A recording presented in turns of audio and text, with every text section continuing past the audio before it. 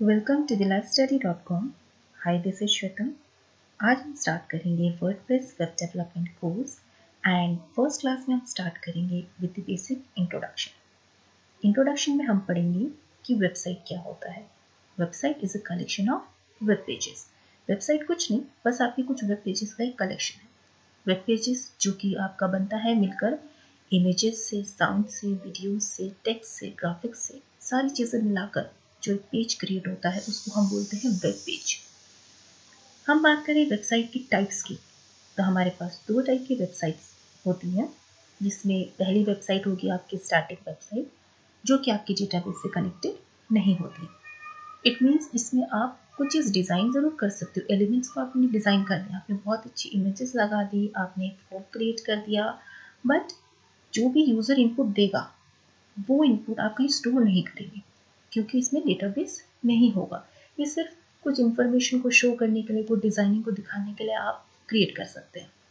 But अगर बात करें डायनेमिक वेबसाइट्स की, तो डायनेमिक वेबसाइट्स वो वेबसाइट्स होती हैं जो आपकी डेटाबेस से कनेक्टेड होती है। इट मीन्स इसमें आप यूज़र से इनपुट लेके उसे डेटाबेस में स्टोर कर सकते हैं। उस रिकॉर्ड को आप मैनिपुलेट कर सकते हैं, अपडेट कर सकते हैं, उस पर आप कोई भी काम कर सकते हैं। तो जो भी वेबसाइट आपकी डेटाबेस से कनेक्ट हो जाती है वो वेबसाइट्स आपकी डायनेमिक वेबसाइट्स कहलाती हैं। फिर हम आते हैं वेब सर्वर और वेब क्लाइंट रिलेशनशिप पर। वेब सर्वर जैसे सबको पता है, बहुत सारे वेब सर्वर्स होते हैं, हर कोई अपनी साइट को सर्वर पे अपलोड करता है, उस पर काम करता है। तो वेब सर्वर सभी को मालूम है कि क्या होता है। अब वेब क्लाइंट की बात करें तो क्लाइंट भी सभी को पता है कि वेब क्लाइंट होता क्या है। बट क्योंकि एक बेसिक इंट्रोडक्शन है, इसलिए मैं बताना ज़रूरी समझती हूँ कि क्लाइंट और वेब सर्वर में क्या रिलेशनशिप है। क्लाइंट आपका एक वो कंप्यूटर होता है जिस पे आपका इंटरनेट यूज़ किया जा रहा है। यूज़र जो है, आपका जो सिस्टम यूज़ कर रहा है, जिसको यूज़ करके वो इंटरनेट में कोई भी चीज़ सर्च कर रहा है, डाउनलोडिंग कर रहा है, अपलोडिंग कर रहा है, कुछ भी कर रहा है, वो आपका एक क्लाइंट हो गया। अब क्या होता है कि अगर हम सपोज फॉर एग्जाम्पल गूगल की बात करें, तो हम कोई भी चीज़ हमें सर्च करनी है, हम गूगल पे ही जाते हैं। गूगल आपका बहुत बड़ा सर्च इंजन है। अगर मुझे कोई भी चीज़ सर्च करनी है तो मैं गूगल पे जाके अपना सेंटेंस लिखूंगी, अपनी क्वेरी लिखूंगी और उसको हिट कर दूंगी सर्च बटन पे। उसको लिखकर सर्च बटन पे हिट कर दिया या एंटर बटन को हिट कर दिया। उसके बाद आपके जो भी आपने सेंटेंस लिखा है, जो भी आपका सर्च का सेंटेंस है, वो क्या होगा, एक रिक्वेस्ट बनकर सर्वर के पास जाएगा, वेब सर्वर, जहाँ पे आपका सारा डेटा स्टोर्ड रहता है। ठीक है, इंटरनेट पे जो भी चीज़ें आपकी हैं सब वेब सर्वर पे ही स्टोर्ड है। तो वहाँ पे वो रिक्वेस्ट जाएगी और वेब सर्वर का काम होगा कि उस रिक्वेस्ट से रिलेटेड जितने भी पेजेस हैं उनके लिंक्स वो आपको वापस आपकी क्लाइंट पर शो कर देगा, यानी कि आपके कंप्यूटर पे वो शो होने लग जाएंगे। एंड आफ्टर दैट आप उन लिंक्स को ओपन करके अपने डिजायर्ड पेज पे जाकर अपनी इंफॉर्मेशन को फाइंड आउट कर सकते हो। जो भी आपको चीज़ ढूंढनी है आप वो ढूंढ सकते हो।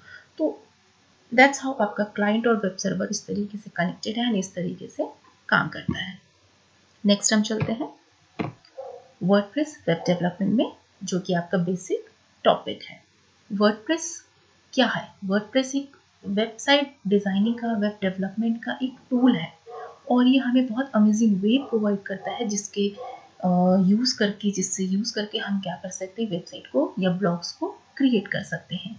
क्यों बहुत अमेजिंग वे है? बिकॉज इसमें थीम्स बहुत ज़्यादा हैं, चाहे वो फ्री थीम्स हो, चाहे वो पेड थीम्स हो, बहुत सारी थीम्स होती हैं। इट मीन्स बनी बनाई चीज़ें हैं, आपको जस्ट उन्हें यूज़ करना है।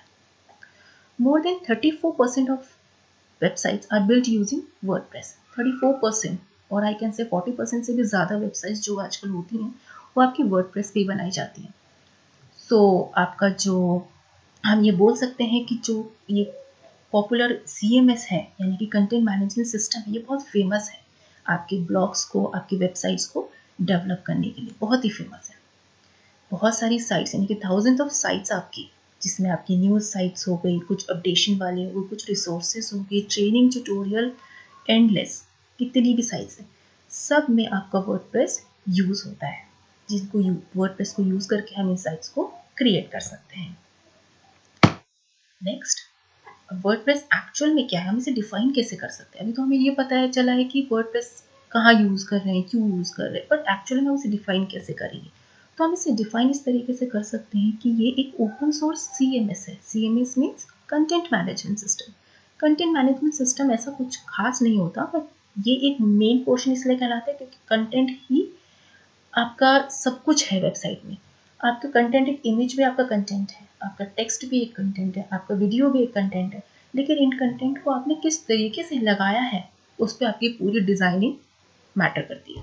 ठीक है, तो CMS इसलिए आपका इम्पॉर्टेंट है। तो CMS आपका डिफाइन, जो वर्डप्रेस है वो आप डिफाइन करते हैं कि ओपन सोर्स CMS है, और कोई भी बंदा, कोई भी इंसान इसको यूज़ कर सकता है फ्री में, क्योंकि ये ओपन सोर्स है। इसके लिए हमें कोई भी चीज़ पे करने की ज़रूरत नहीं है, और ना ही हमें बहुत ज़्यादा स्किल्ड होने की ज़रूरत है कोडिंग में। ये भी कंसीडर किया जाता है कि जो CMS है वो आपके वेबसाइट का बहुत इसेंशियल पोर्शन होता है।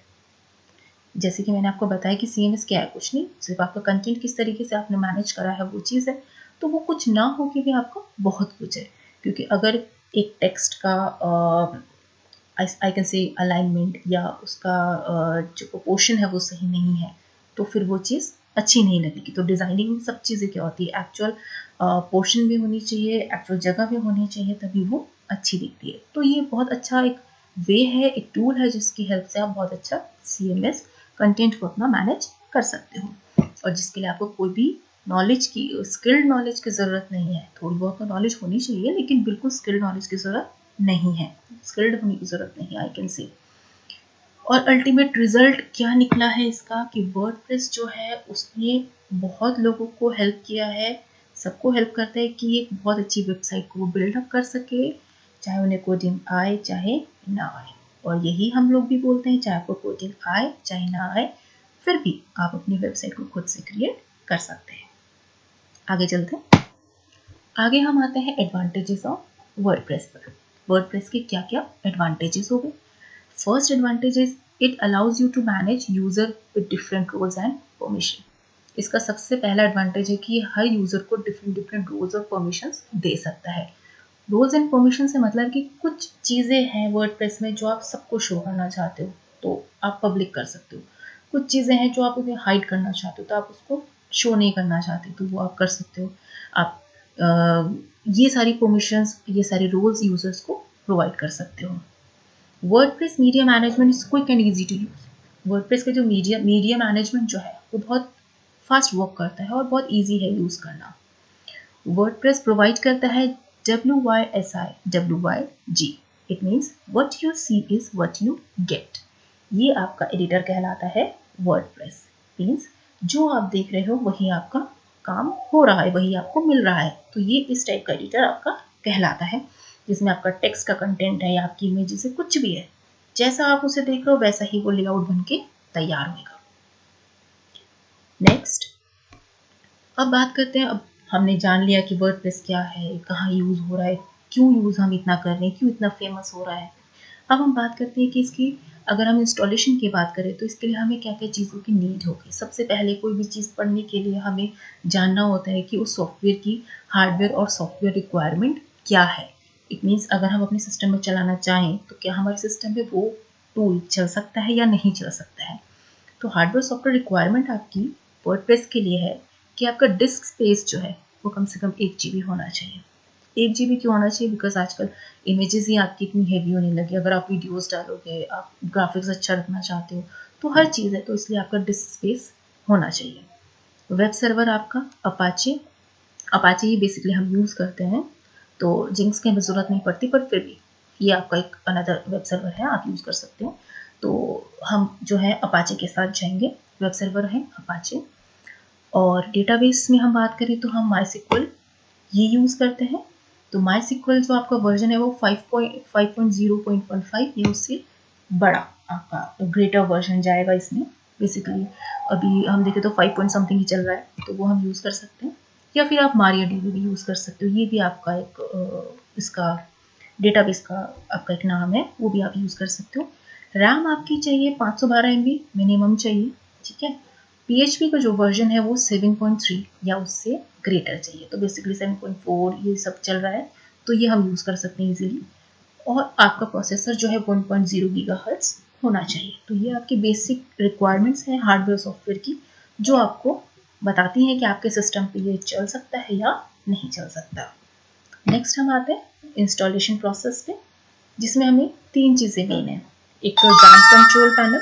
XAMPP कंट्रोल पैनल बेसिकली क्या है कि अगर हम कोई भी वेबसाइट बना रहे हैं तो हम क्या कर रहे हैं, क्लाइंट से सर्वर पे रिक्वेस्ट भेज रहे हैं, सर्वर हमें रिस्पॉन्ड करा। इट मीन्स हमें दोनों चीज़ें चाहिए, हमें क्लाइंट साइड भी चाहिए, हमें सर्वर भी चाहिए साथ में, जो हमें रिस्पॉन्ड करे किस तरीके से, ठीक है।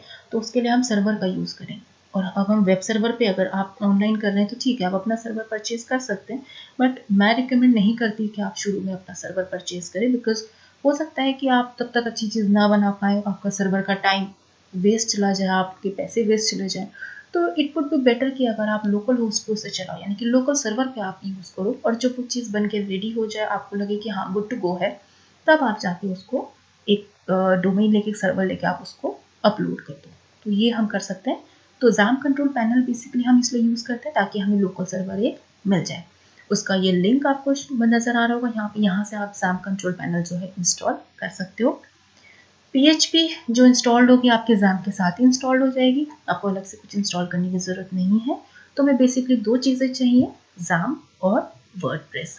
वर्डप्रेस हमें क्या करना है, क्योंकि हम ऑनलाइन काम नहीं करेंगे, हम लोकल होस्ट पे काम करेंगे, सो हम इन दोनों को डाउनलोड कर सकते हैं। अब यहाँ पे अगर हम इसको ओपन करें, ये जो लिंक है जिसमें हमें XAMPP कंट्रोल पैनल मिलता है, तो हमारे लिए XAMPP कंट्रोल पैनल का मैंने ये खोल के रखा हुआ है यहाँ पे टैब। यहाँ से आप XAMPP for Windows, for Linux, for OS X किसी के लिए भी आप डाउनलोड कर सकते हो, या आपके मैकिंटोश के लिए। तो विंडोज़ वाले पे हम जाएंगे, बिकॉज हम विंडोज़ पे काम कर रहे हैं, और विंडोज़ पे आपको देखो यहाँ मिल रहा है 7.4.4 PHP आपको इसके साथ मिल रहा है। तब यहाँ से अपना XAMPP जो है वो डाउनलोड कर सकते हो। जैसे ही आपका XAMPP डाउनलोड हो जाएगा, सबसे पहला स्टेप आपको XAMPP डाउनलोड करना है। जैसे ही आपका XAMPP डाउनलोड हो जाएगा, उसके बाद आपका XAMPP कंट्रोल पैनल एक ओपन होगा। मैं आपको ओपन करके दिखा देती हूँ। तो ये हमारा XAMPP कंट्रोल पैनल आ जाएगा, जिसमें हमें यहाँ पे बहुत सारे ऑप्शंस मिलते हैं। हम 2 ऑप्शंस को लेके चलेंगे, सर्विसेज को लेकर चलेंगे। एक अपाचे जो कि आपका सर्वर है, और एक MySQL जो आपका डेटाबेस के काम आता है।